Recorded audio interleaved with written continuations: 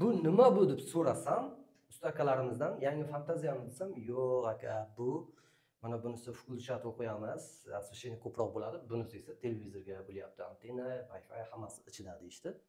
Men qarab zo'r dedim. Men o'ylabman, ikkita televizorga joy qildinglarmi deb o'ylasam, yo'q, hozir shunaqa bo'lyapti dedi.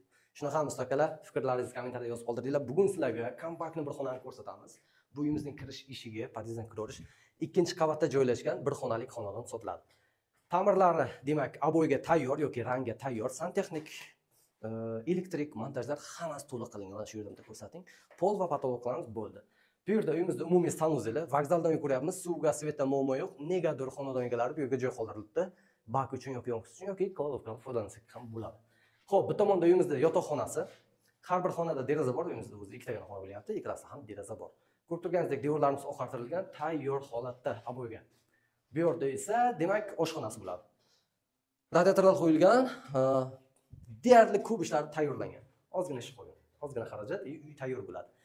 Markazda bo'lyapti, shahar markazida vokzal, mo'ljal, karavan.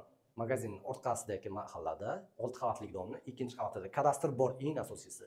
Narxi 30 ming dollar so'ralyapti. Biroz savdosi bor. Birdan nomimizga o'tadi, notarius orqali oformlaydi. Tezda ekrandagi raqamlarga telefon qilamiz, hozir ushbu uyni xarid qilamiz. Olib sotalar qo'lga o'tib ketmasin.